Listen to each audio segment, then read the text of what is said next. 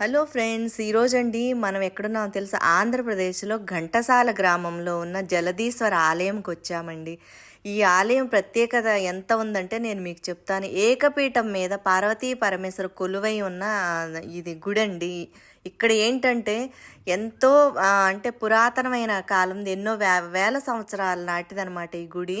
ప్రాచీన కాలం నాటిది. అయితే ఇక్కడ మీరు ఏదైనా సరే అనుకుంటే తప్పనిసరిగా నెరవేరుతుంది అని చెప్పి ఇక్కడ భక్తుల ప్రగాఢ నమ్మకం అన్నమాట. ఇక్కడ అసలు గుళ్ళో వాతావరణం కానీ ఎంతో ఆహ్లాదకరంగా ఉంది.